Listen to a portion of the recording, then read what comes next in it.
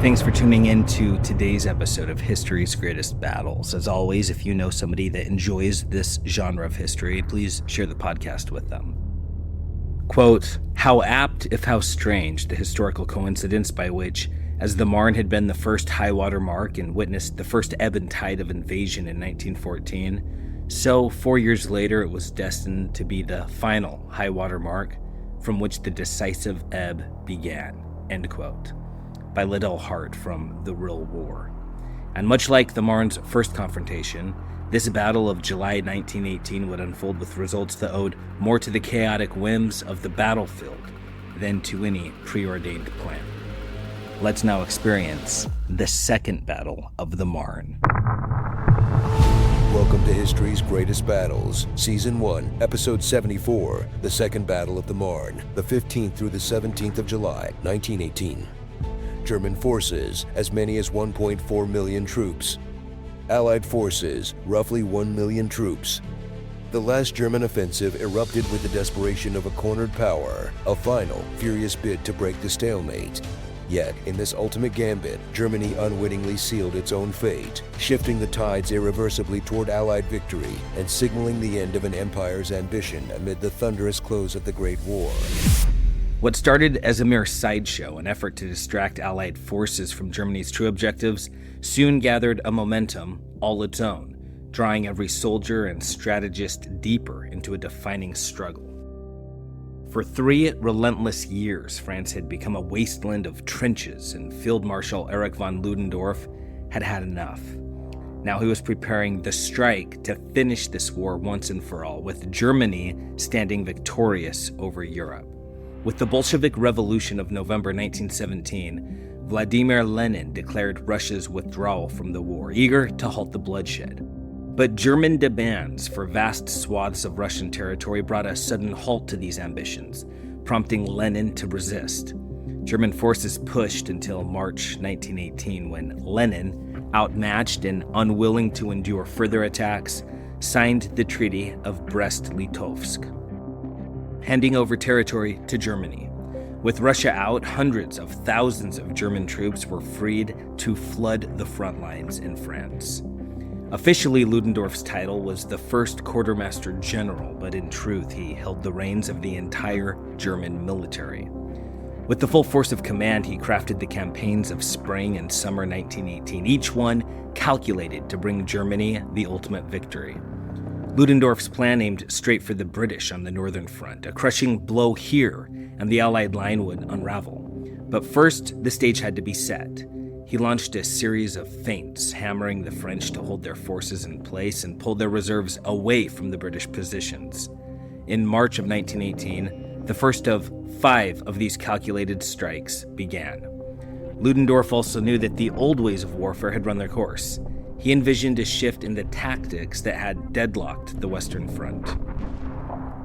Russian General Alexei Brusilov had, in 1916, stumbled onto the idea of sending small, elite units into enemy lines to exploit weaknesses and shatter rear positions. But it was German General Oskar von Hutier who honed this into a deadly science. Specially trained stormtroopers, advancing right behind a creeping artillery barrage, would rip through enemy defenses, cutting supply lines and breaking reinforcements, paving the way for German divisions to flood in behind them. British and French lines, ill-prepared for this new kind of warfare, crumbled before it. The tactics struck with ruthless effectiveness. On March 21st, 1918, the first German offensive hit along the Somme River. The results were staggering. The Germans hadn't seen success like this since the earliest days of the war. The British Fifth Army was shredded under the pressure of 3 advancing German armies. The assault, sweeping across a front over 40 miles wide, pushed back nearly 40 miles. The British fell into a desperate retreat, only halted when Allied reinforcements arrived. German forces, however, had stretched their supply lines too thin to sustain the assault. The cost was staggering, nearly 250,000 casualties on each side.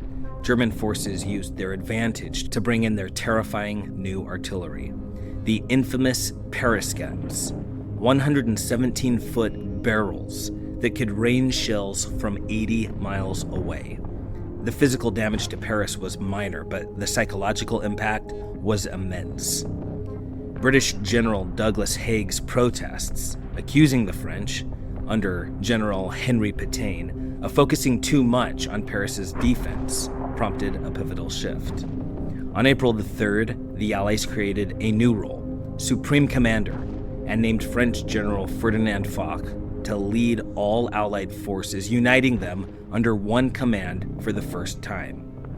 For his second strike, Ludendorff zeroed in on an area he intended to make his final battleground. On April the 9th, German forces clashed with British positions along the Lys River. They advanced yet again, though not with the staggering success of March. Both sides bled, each suffering 100,000 men lost in the brutal melee. By late May, the Third German Offensive tore forward once more, capturing a vast piece of land and creating a salient 30 miles wide. German troops crossed the Aisne and Vesle rivers, pressing within 20 miles of the Marne, closer to Paris than they had been since the first Great Clash in 1914. American forces, fresh to the trenches but eager to fight, faced their baptism of fire at Chateau Thierry and the Belleau Wood. In this crucible, they stood firm, halting the German advance with relentless counterattacks, even clawing back territory. Yet the very success of this push forced Ludendorff to reconsider his strategy. Setting aside his northern strike on the British, Ludendorff turned his focus south, tempted by this foothold. If he could press forward here, perhaps he could drive straight toward Paris itself. But trouble brewed for Ludendorff's ambitions. The furious pace of each assault had bled his elite stormtroopers dry. He had no choice now but to revert to massed assaults, a tactic that German soldiers, 3 years mired in the slaughter of trench warfare, had no stomach for. The effect was immediate and damning. Desertions spiked, with disillusioned German soldiers pouring into Allied lines, spilling secrets of the coming attack, times, locations, everything. So when Ludendorff launched his fourth offensive on June the 9th, aiming southward along a line from Noyon to Montdidier, the Allies were primed.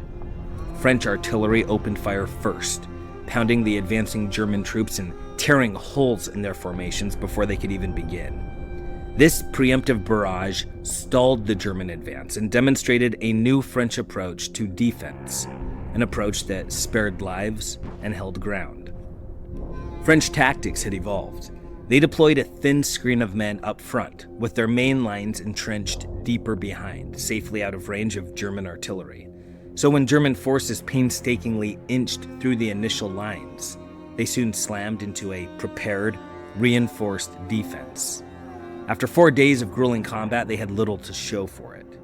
By now, Ludendorff could have moved his grand assault against the British, but he gambled on one final feint to keep the French pinned down. His target this time, the city of Reims on the Vesle River, an area he had bypassed during the May and June offensives.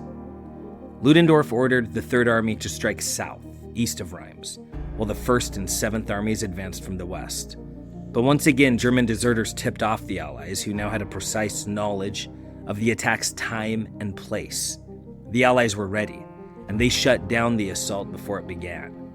On the eastern front, the Third Army's push fizzled with almost no progress. Meanwhile, west of Reims, the First and Seventh Armies managed to cross the Marne. Yet the advance quickly turned to disaster. Allied artillery and aircraft obliterated the Marne bridges as soon as the Germans crossed, leaving them stranded, cut off from supplies or reinforcements. Once more, U.S. forces, especially the 3rd Infantry Division, held the line, barring any further German advance. Just 2 days into the battle, Ludendorff faced reality and ordered a retreat, pulling his men back to defensive positions along the Vesle River. The Allies wasted no time. On July 18th, General Foch, relentless in his belief in offensive action, unleashed the French 10th and 5th Armies in pursuit.